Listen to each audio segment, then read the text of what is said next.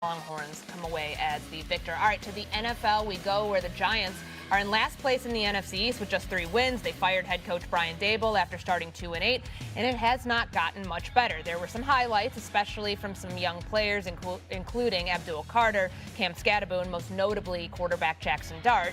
Dart has found success on the ground this season, rushing for 9 touchdowns, the second most by a rookie quarterback since the start of 1950. However, Dart has had issues with concussions. This season, he ranks last among 25 quarterbacks with at least 10 starts in passing yards and with passing touchdowns. So with that in mind, the Giants are going to have a high pick in this year's draft. It won't be the number 1 pick, most likely. It'll be the Raiders. But do you think, Mike T., that the Giants should use that high pick they get to draft a quarterback? Well, they absolutely should go through the process. And if it came down to Jackson Dart or Fernando Mendoza, which is unlikely, I would definitely go with Mendoza. Look, I actually like Jackson Dart. I think he's going to be a good player. But when you look at the body of work, right now, amongst all quarterbacks, he's 26 in completion percentage. We talked about the concussions. We know about that. And I look at a guy like Fernando Mendoza. I see Matt Ryan. I see somebody that has lifted his teammates to historic, as you well know, historic achievements. And you look at that Ohio State game, and he checked every box, in my opinion, when he gets rocked on the first play. And in the biggest moments, he makes the best throws. And much the way the LA Rams gave Jared Goff $110 million guaranteed, and 15 months later, Sean McVay said, you know what, there's a better opportunity. Let's trade for Matt Stafford. I think that's what great organizations do. They're opportunistic. And if they go through the process and they agree with me that over the next 5 to 10 years, Mendoza has a higher upside than Dart, you could trade Jackson Dart probably for a first-round pick.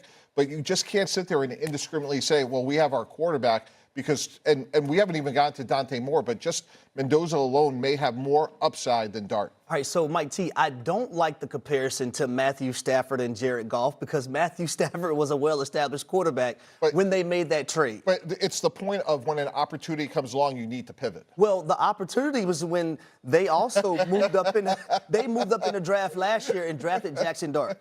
And what Jackson Dart has showed us this season is that he can play in this league.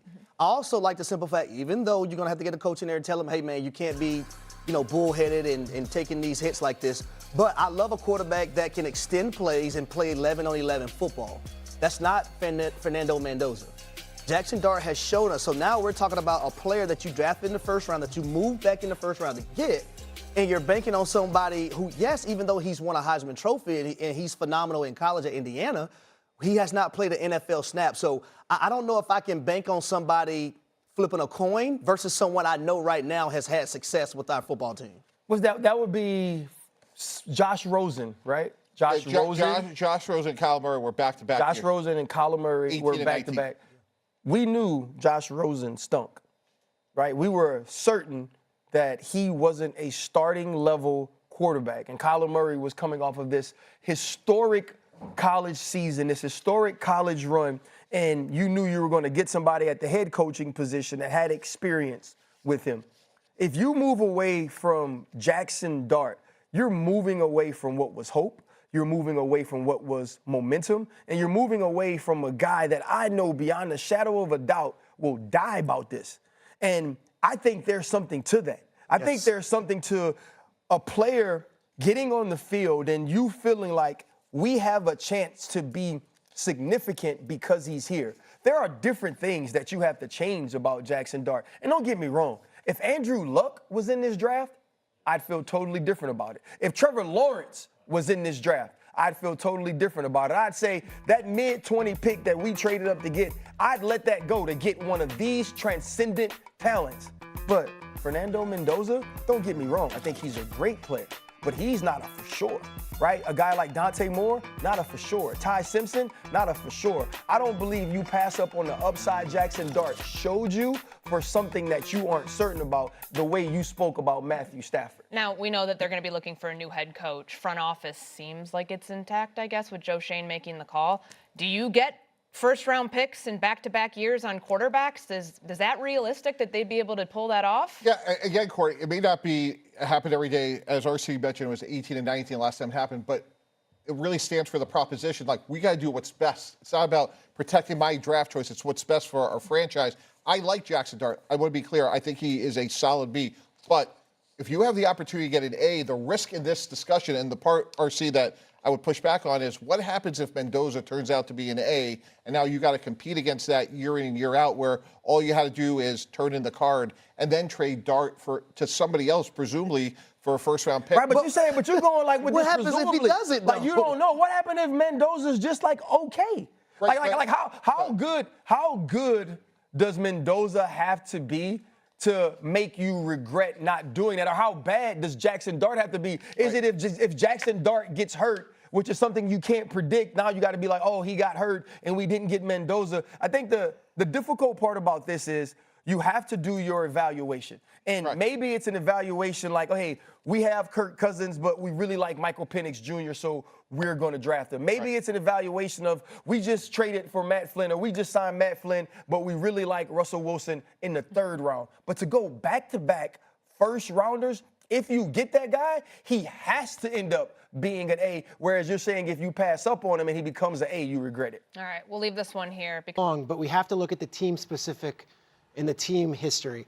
Joe Schoen right now is making the pick. Joe Schoen put all of his eggs in the Jackson Dart bucket, and he did so knowing Jackson Dart very well, going to multiple Ole Miss games, tracking him throughout the draft process. Joe Schoen's daughter goes to Ole Miss. There was an Eli Manning factor from the Giants. If Joe Schoen is the GM, you better believe Joe Schoen is going to say, I made the right pick with Jackson Dart. I'm not pivoting off of him and doing that with the 1st overall pick.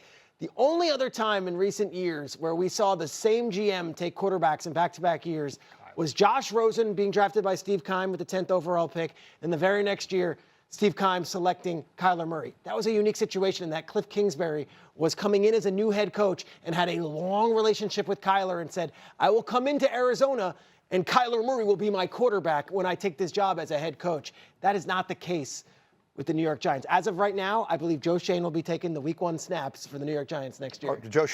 Or Jackson Dart will. But with Same Joe thing, Schoen backing whatever, him up. yes. Yeah. He'll be there too. Yeah. Something Greg said when he talked about Jackson Dart, he said, we know he has the it factor. For me, being on teams with quarterbacks and you don't have that it factor, you don't have a chance. So if you truly believe that Jackson Dart has the it factor and he has the potential to get you over the top, you don't move on from that to go and see what's behind door number 1 or door number 2 and have no idea. I think on top of that, when you're around players in that locker room and you talk to them about Jackson Dart, I remember being in New Orleans, getting ready for that game and talking to offensive linemen on the field. And the first thing they said, this guy's just different. The energy he brings to our locker room, the way he makes guys feel in the huddle and around him, you can't just replace those things and assume the next guy is going to have it. They have lived it and breathed it and watched Jackson Dart go out there and operate in not good circumstances. I think that's the way it's going to go. I was Super going to say really quick. quickly, and especially if the young players believe in Dart.